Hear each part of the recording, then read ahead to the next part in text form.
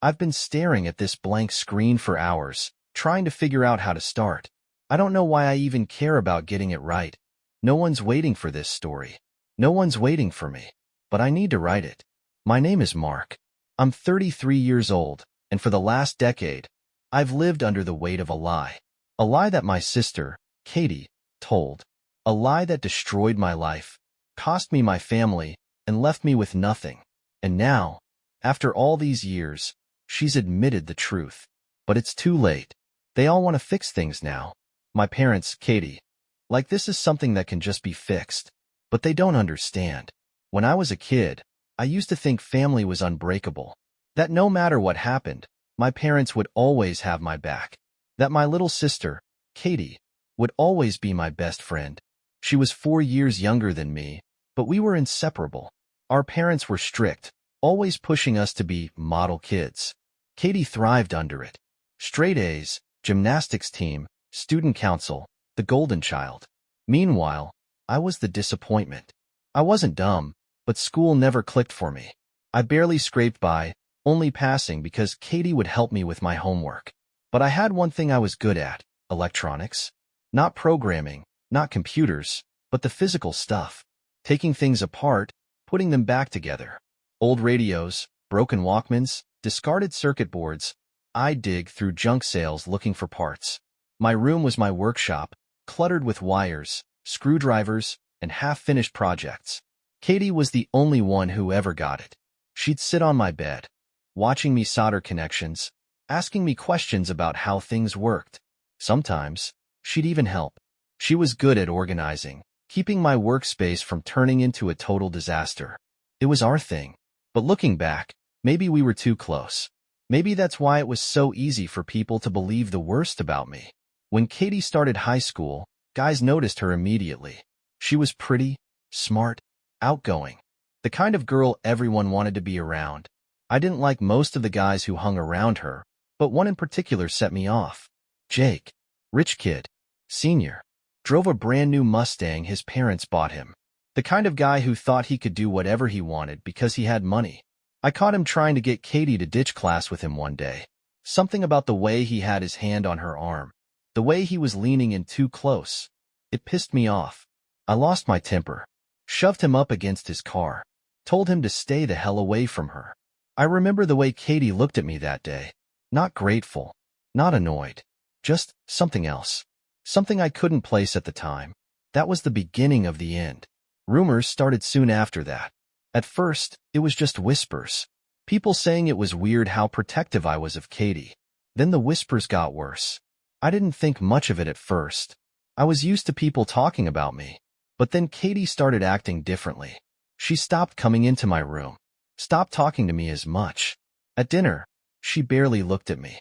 And then one night, I found her crying in the kitchen. I stepped toward her. "What's wrong?" She wiped her face quickly. "Nothing. I'm just tired." She flinched when I reached out to hug her. Katie had never flinched away from me before. I should have known something was wrong. A few days later, I was in my room, working on an old radio, when I heard a loud knock at the front door. Not normal knocking. The kind that makes your stomach drop.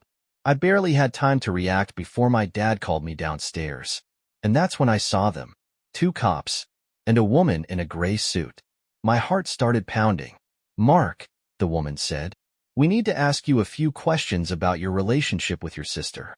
I felt like I'd been punched in the gut. My what? Then they told me what she had said. Katie had gone to her guidance counselor and told them I had been touching her. That I would lock my door to keep our parents from walking in. That I had threatened her if she ever told anyone. I laughed. An actual, stunned laugh. This is a joke, right? I looked at my dad. "You know that's not true. You know me." His face was unreadable. "Pack a bag," he said. "You're going to the station." I turned to Katie. "Tell them this isn't true." She wouldn't look at me. "I'm sorry," she whispered. And that's when I knew. She wasn't going to take it back. Because it was too late. Because she was in too deep. Because she was scared of what would happen if she admitted she lied. I don't remember much after that. It was a blur of police interviews, legal meetings, and the suffocating realization that my entire life had been reduced to one horrific accusation. The detective twisted everything I said. She used to help you with your projects? Yeah, she liked learning about electronics. So you had her alone in your room, door locked, handling your equipment? I realized then that nothing I said would change their minds. I wasn't being questioned. I was being convicted before I even stepped into a courtroom. My public defender told me I had no real options. If you take this to trial, you're looking at 20 years, she said flatly. But I'm innocent, I whispered. She didn't even look up from her notes. Juries believe victims. I took the deal. 5 years probation. Lifetime registry. My parents never visited me after that. Never called. Never asked if I was okay. To them, I was dead. And to the rest of the world, I was a monster. The thing about being on the registry is that it doesn't just ruin your future. It erases your past. People think it's just about the big stuff. No living near schools. No working certain jobs. Constant check-ins with law enforcement. But it's the little things that wear you down. The way people look at you when they find out. The way they back away, like just standing near you might infect them. The first place I tried to rent after everything, the landlord was all set to hand me the lease.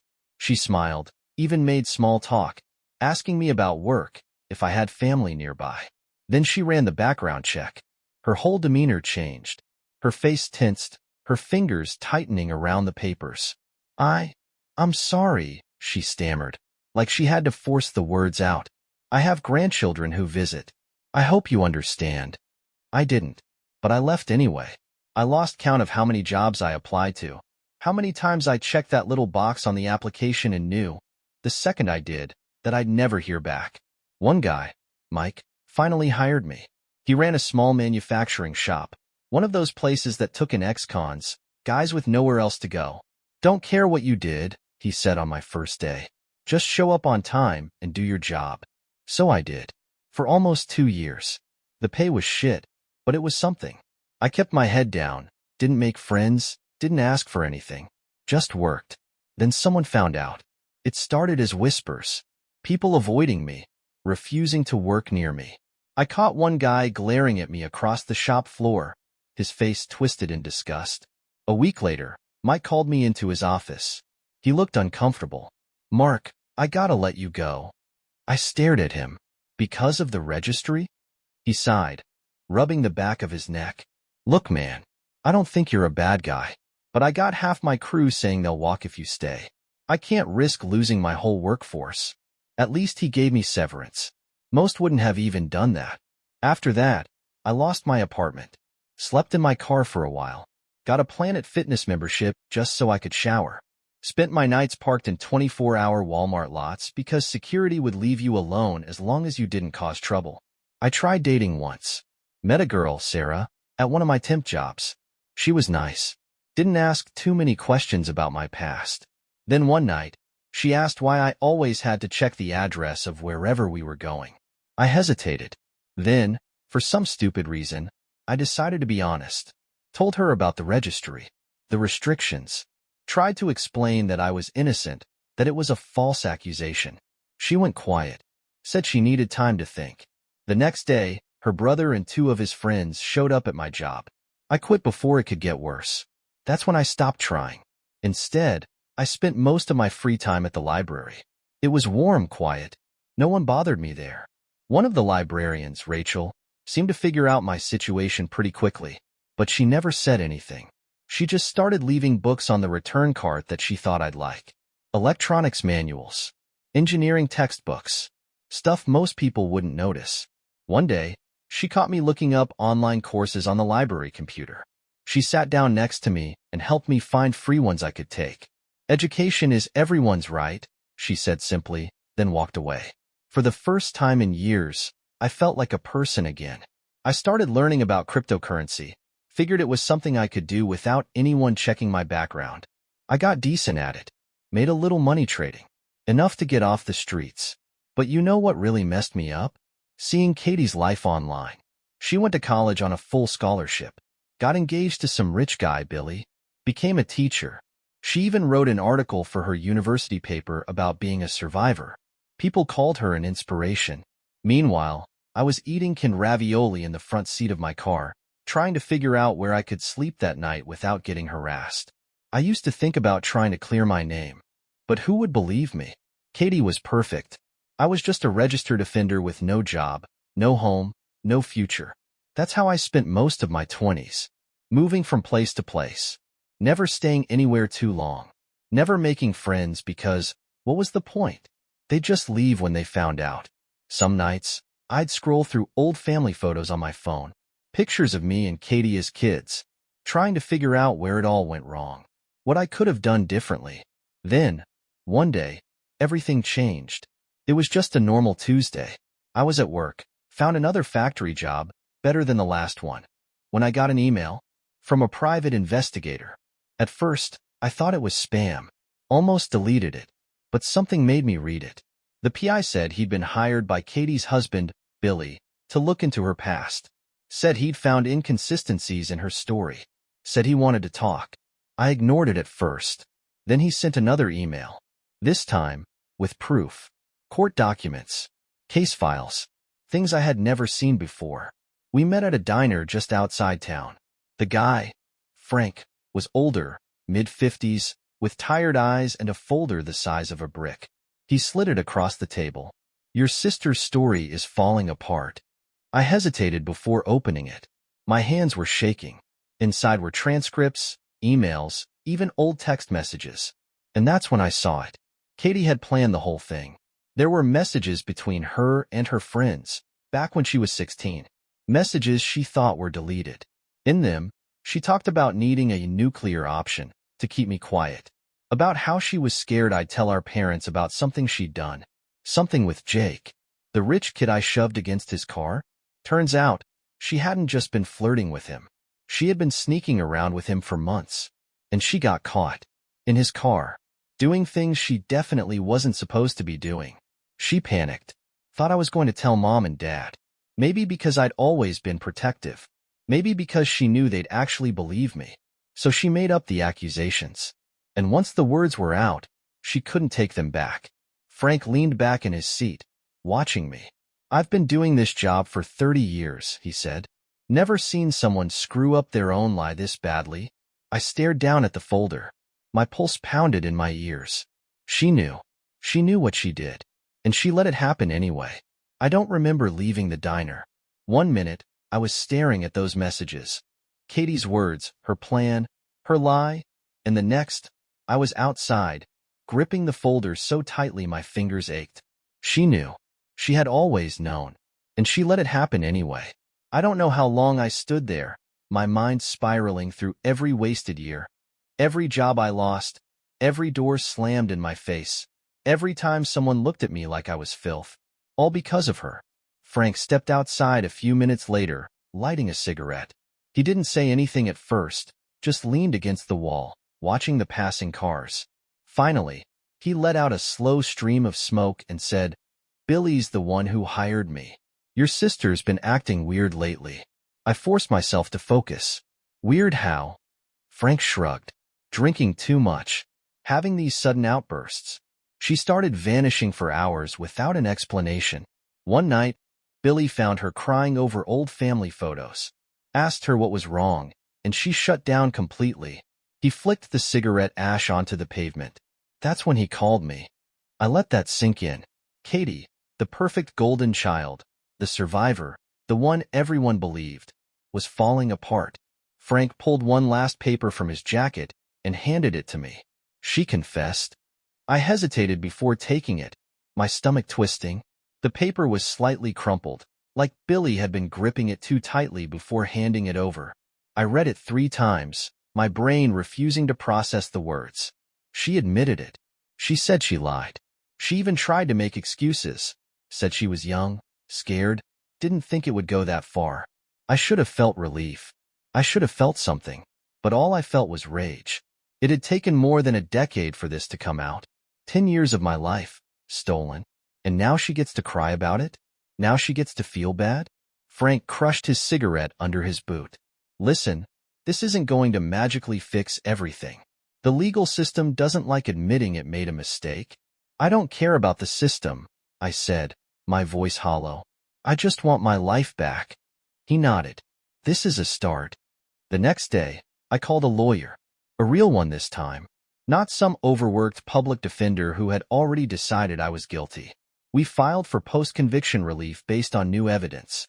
My lawyer said Katie's confession, combined with the inconsistencies Frank uncovered, was strong enough to vacate my conviction and get me removed from the registry.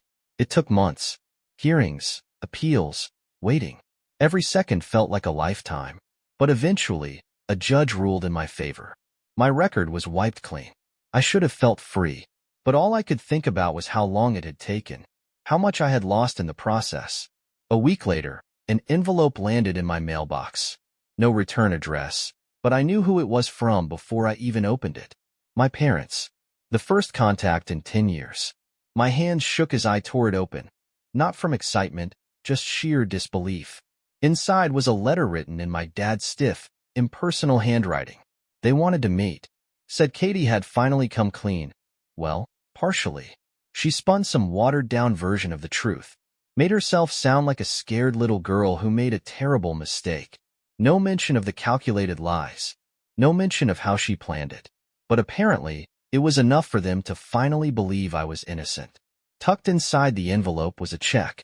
$50,000. I stared at it for a long time. Let it sit in my hands. A number that probably felt generous to them. Like it could somehow erase a decade of being treated like a monster. Like it could buy back my stolen years, my dignity, my life. I held it up to the light for a second. Then I laughed. Nothing had changed. They still thought problems could be solved with a price tag. But money wasn't what I needed. I needed the truth to be known. And I needed to hear it from someone else's mouth. So I took the number Frank gave me and called him. My hands were shaking when I finally dialed. He answered after a few rings, his voice cautious. Eric. I swallowed down the immediate anger rising in my chest. Billy, this is Mark. Silence. Then, after a long pause, Mark who? I let that sting for a second before answering. Katie's brother. Another silence. Then a low, humorless chuckle. That's funny. Because Katie never mentioned having a brother. Of course she didn't. Of course she buried me like I never existed. I exhaled sharply. Yeah, that tracks. Can't have the skeletons in her closet running their mouths, right? Billy let out a slow breath. I could hear the realization hitting him in real time. Jesus, he muttered. I knew she was hiding things. But this? I've been married to this woman for years. Had a kid with her. And I didn't even know she had a brother. My chest tightened. Not one she didn't completely destroy first. Another long silence. Then, finally, Billy spoke. I'm filing for divorce. I didn't say anything at first. Just let the weight of his words settle between us. Finally, I nodded, even though he couldn't see me. Good, I said. You deserve better. I hung up after that. No point in saying anything else. But as I set my phone down, a strange sense of relief washed over me. Then I checked social media. Katie had deactivated all her accounts, but not before posting one last thing. A long, rambling apology. She made herself sound like the victim, of course. Poor, confused teenage girl who remembered things wrong. Brave woman coming forward with the truth after all these years. Her perfect life started falling apart after that. Billy filed for divorce. The school where she worked, yeah, she became a teacher. Imagine that. Asked her to resign. Turns out they don't like having staff members who've admitted to making false abuse allegations.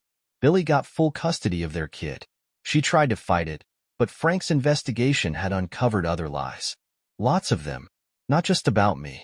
Katie had a pattern of accusing people of things when they didn't do what she wanted. Some people asked why she finally confessed. According to Frank, my parents had started noticing things. Katie had been acting erratic for months. Disappearing for hours without explanation. Drinking too much at family gatherings. But the final straw came when she slipped up. During a heated argument with my mom, she blurted something out. Something about how Dad overreacted and how I wouldn't have suffered if he hadn't gone scorched earth. My mom froze. Pressed her for details. Katie tried to backtrack, but it was too late. The doubt had already been planted. My dad, ever the controlling figure, started digging. He reached out to people from Katie's past, called her old high school friends, And just like that, the cracks in her story started showing.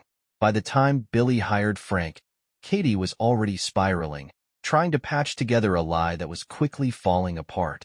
So when Billy confronted her with the evidence, the texts, the inconsistencies, the proof she thought was long buried, she broke. And that's when my phone rang. It was my mother. Her voice was shaky, like she had been crying for hours. "Mark, please," she whispered.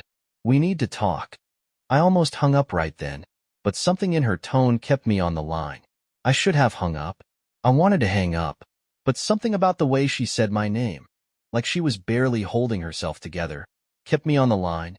"We need to talk," she repeated, her voice unsteady.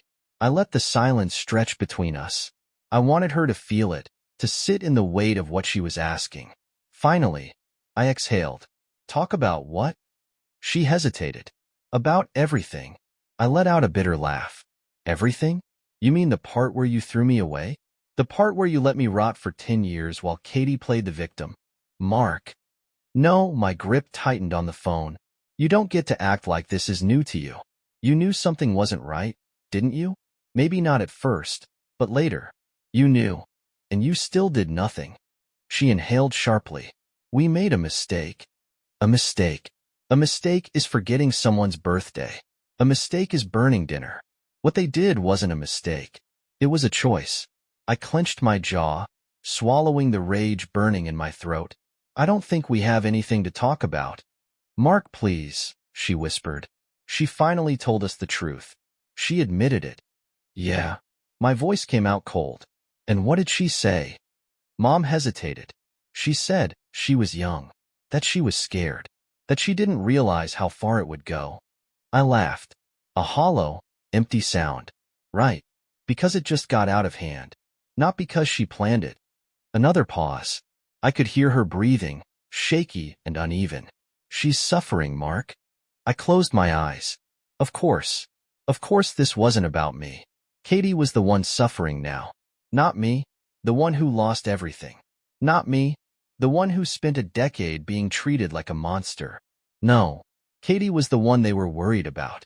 I opened my eyes, my voice sharp and steady. Where was this concern when I was suffering? "Mark." I cut her off. "Where was this when I lost my job? My home? When I was sleeping in my car because no one would rent to me? When people threatened me? When I thought about—" I stopped myself. My throat felt tight. I wasn't going to give her that. I wasn't going to let her hear how close I had come to giving up. Silence. Then she said something that nearly made me throw my phone across the room. "We were just trying to protect your sister." I laughed again, but there was no humor in it. "Protect her?" I repeated. "And what about me?" I heard a muffled sound on the other end, like she was crying. "We thought we were doing the right thing," she whispered. That's what it always came down to, wasn't it? They thought they were doing the right thing. They thought it was easier to believe Katie than to question her. They thought it was better to sacrifice me than to risk being wrong about her. I let out a slow breath, pressing my fingers to my temple. "Where's Dad?" Mom hesitated. He wants to see you too." I almost laughed again. I pictured him, stern, quiet, always in control. The same man who had driven me to the police station without a second thought. The same man who had told me to just admit what I did.